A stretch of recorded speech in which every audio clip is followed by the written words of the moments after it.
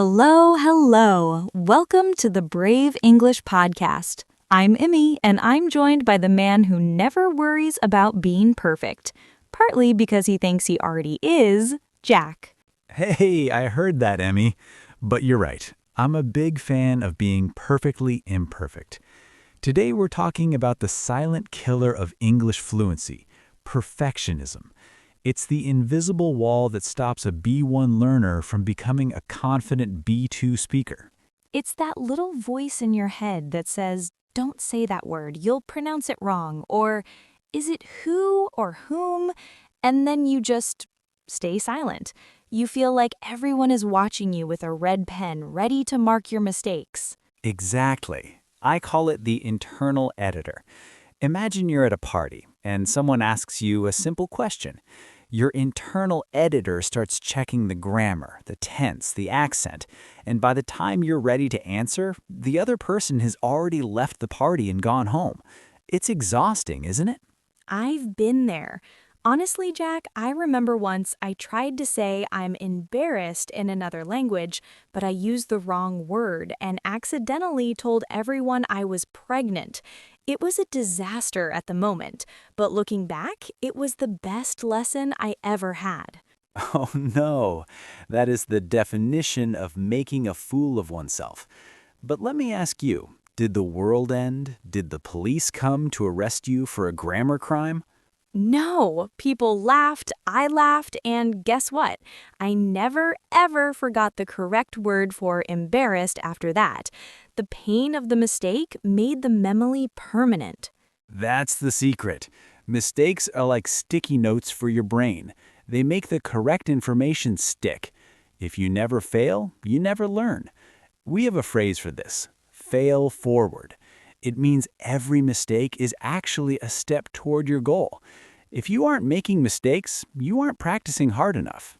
So why are we so afraid? Especially at the B1 and B2 levels. We know the rules, so we feel like we should be perfect. We feel like we have too much to lose. It's because we focus on accuracy, getting the math of the language right, instead of connection. Language isn't a math test, Emy. It's a bridge between two humans. If I understand you, the bridge is working. Even if the bridge is a bit shaky and made of mismatched pieces, it still serves its purpose. I love that. A shaky bridge still gets you to the other side. Now, let's look at 3 real-life cases of students who struggled with this. First, let's talk about Maria. She's a B2 student, very smart, but she refuses to speak in group classes. Maria is a classic case of the comparison trap. She listens to other students who might have a better accent, and she feels inferior. She waits for the perfect sentence to form in her mind. My advice to Maria: stop comparing your inside with everyone else's outside. Everyone is struggling with something.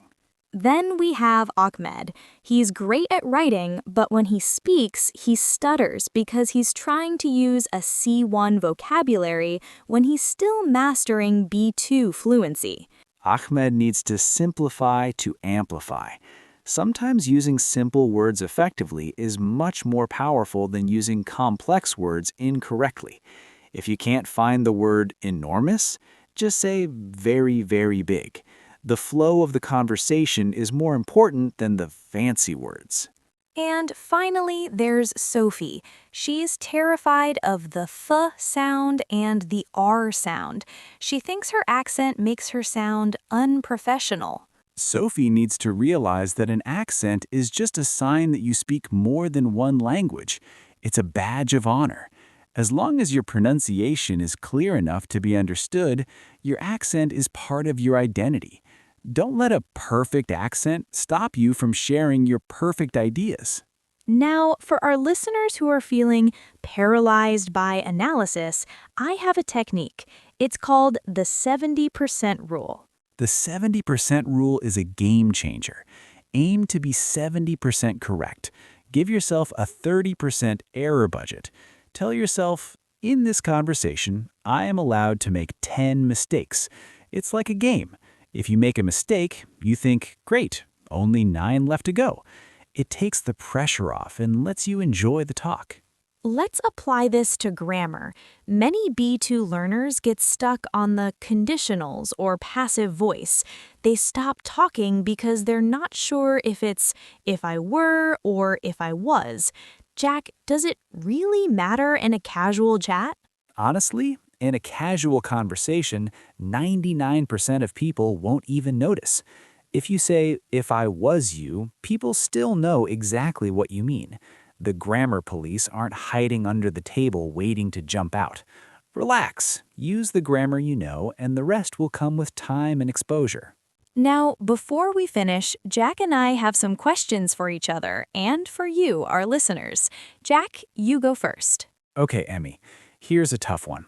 On a scale of 1 to 10, how much of a perfectionist are you when you're learning a new language? Oh, I used to be a 10. I was terrified. I wouldn't even say hello unless I was sure of the intonation. But now, thanks to this podcast and my own journey, I'm probably a 4. I've learned to love the mess. My turn. Jack, what is the funniest mistake you have ever made in a foreign language? Oh man. Once in a restaurant, I tried to ask for chicken, but I accidentally asked for a kitchen. The waiter looked at me like I was crazy and said, "Sir, you are standing in it. Do you want to eat the stove?" We both laughed for 5 minutes. That's classic. It created a connection, didn't it? Okay, let's ask the listeners. Jack, what's your next question? To everyone listening, would you rather speak perfectly but very slowly like a robot that takes a minute to answer, or speak fast with many mistakes but lots of energy and personality? Write your answer in the comments. And my final question for everyone, what is one English word or sound that always makes you feel paralyzed before you say it? Is it literature, rural? For me, it was always the word throughout. I hated it. I would try to find any other word to avoid it. Great questions. Before we go, let's review our power phrases one last time. Internal editor is that voice that stops you from speaking. Error budget is giving yourself permission to make mistakes. Fail forward means learning from your errors to move ahead. And flow state is speaking naturally without overanalyzing. Your challenge this week, find a partner or even just your mirror or even record a voice note for yourself. Talk for 5 minutes about your day. Use your error budget and don't let your internal editor speak. If you get stuck, describe the word you're missing. Just don't stop. Be messy, be loud, be brave, and most importantly, be yourself. English is just a tool to show the world who you are. Thanks for hanging out with us at the Brave English Podcast. We'll catch you in the next one. Keep practicing and keep being brave. Peace out. Goodbye.